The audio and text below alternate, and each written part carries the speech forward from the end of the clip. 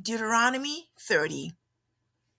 So it shall be when all of these things have come upon you, the blessing and the curse which I have set before you, and you call them to mind in all nations where the Lord your God has banished you, and you return to the Lord your God and obey him with all your heart and soul, according to all that I command you today, you and your sons, then the Lord your God will restore you from captivity and have compassion on you, and will gather you again from all the people where the Lord your God has scattered you.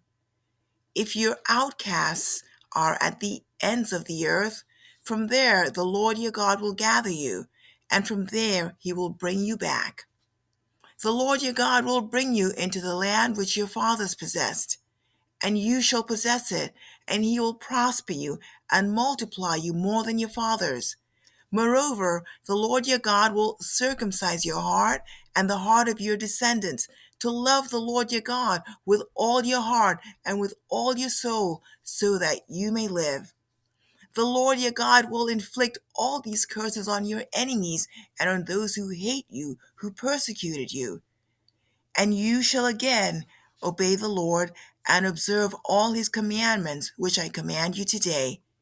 Then the Lord your God will prosper you abundantly in all the work of your hand, in the offspring of your body, and in the offspring of your cattle, and in the produce of your ground.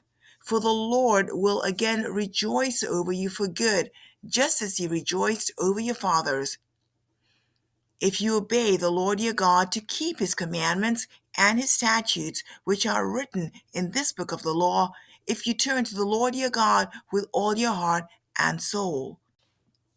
For this commandment, which I command you today, is not too difficult for you, nor is it out of reach.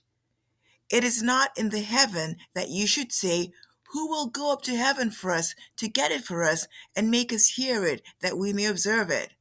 Nor is it beyond the sea that you should say, who will cross the sea for us to get it for us and make us hear it, that we may observe it? But the word is very near to you, in your mouth and in your heart, that you may observe it. See, I have set before you today life and prosperity, death and adversity. In that I command you today to love the Lord your God, to walk in his ways, and to keep his commandments and his statutes and his judgments, that you may live and multiply, and that the Lord your God may bless you in the land where you are entering to possess it. But if your heart turns away and you will not obey, but you are drawn away and worship other gods and serve them, I declare to you today that you shall surely perish. You will not prolong your days in the land where you are crossing the Jordan to enter and possess it. I call heaven and earth to witness against you today that I have set before you life and death, the blessing and the curse. So choose life in order that you may live, you and your descendants, by loving the Lord your God, by obeying his voice, and by holding fast to him. For this is your life and the length of your days, that you may live in the land which the Lord swore to your fathers, to Abraham, Isaac, and Jacob, to give them. Deuteronomy 31. So Moses went and spoke these words to all Israel, and he said to them, I am 120 years old today. I am no longer able to come and go, and the Lord has said to me, you shall not cross this Jordan. It is the Lord your God who will cross ahead of you. He will destroy these nations before you, and you shall dispossess them. Joshua is the one who will cross ahead of you, just as the Lord has spoken. The Lord will do to them just as he did to Sihon and Og, the kings of the Amorites, and to their land when he destroyed them.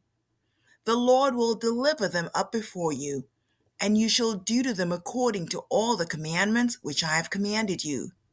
Be strong and courageous. Do not be afraid or tremble at them. For the Lord your God is the one who goes with you. He will not fail you or forsake you. Then Moses called to Joshua and said to him in the sight of all Israel, Be strong and courageous, for you shall go with this people into the land which the Lord has sworn to your fathers to give them, and you shall give it to them as an inheritance. The Lord is the one who goes ahead of you. He will be with you. He will not fail you or forsake you. Do not fear or be dismayed." So Moses wrote this law and gave it to the priests, the sons of Levi, who carried the ark of the covenant of the Lord, and to all the elders of Israel. Then Moses commanded them, saying, "At the end of every 7 years, at the time of the year of remission of debts, at the feast of booths, when all Israel comes to appear before the Lord your God at the place which he will choose, you shall read this law in front of all Israel in their hearing. Assemble the people, the men and the women and the children and the alien who is in your town, so that they may hear and learn and fear the Lord your God, and be careful to observe all the words of this law.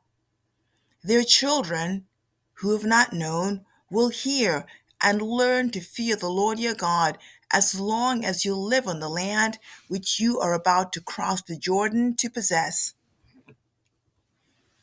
Then the Lord said to Moses, "Behold, the time for you to die is near. Call Joshua and present yourselves at the tent of meeting, that I may commission him." So Moses and Joshua went and presented themselves at the tent of meeting. Then the Lord appeared in the tent in a pillar of cloud, and the pillar of cloud stood at the doorway of the tent. The Lord said to Moses, "Behold, you are about to lie down with your fathers, and this people will arise and play the harlot with the strange gods of the land, into the midst of which they are going, and will forsake me and break my covenant which I have made with them. Then my anger will be kindled against them in that day, and I will forsake them and hide my face from them, and they will be consumed, and many evils and troubles will come upon them, so that they will say in that day, 'Is it because our God is not among us that these evils have come upon us?' But I will surely hide my face in that day because of all the evil which they will do, for they will turn to other gods. Now, therefore, write this song for yourselves and teach it to the sons of Israel. Put it on their lips, so that this song may be a witness for me against the sons of Israel. For when I bring them into the land flowing with milk and honey, which I swore to their fathers, and they have eaten and are satisfied and become prosperous, then they will turn to other gods and serve them, and spurn me and break my covenant. Then it shall come about, when many evils and troubles have come upon them, that this song will testify before them as a witness, for it shall not be forgotten from the lips of their descendants. For I know their intent which they are developing today, before I have brought them into the land which I swore." So Moses wrote this song the same day and taught it to the sons of Israel. Then he commissioned Joshua the son of Nun and said, "Be strong and courageous, for you shall bring the sons of Israel into the land which I swore to them, and I will be with you." It came about, when Moses finished writing the words of this law in a book until they were complete, that Moses commanded the Levites who carried the ark of the covenant of the Lord, saying, "Take this book of the law and place it beside the ark of the covenant of the Lord your God, that it may remain there as a witness against you. For I know your rebellion and your stubbornness. Behold, while I'm still alive with you today, you have been rebellious against the Lord. How much more then after my death? Assemble to me all the elders of your tribes and your officers, that I may speak these words in their hearing, and call the heavens and the earth to witness against them. For I know that after my death you will act corruptly, and turn from the way which I have commanded you, and the evil will befall you in the latter days. for you will do that which is evil in the sight of the Lord, provoking him to anger with the work of your hands." Then Moses spoke in the hearing of all the assembly of Israel the words of the song until they were complete.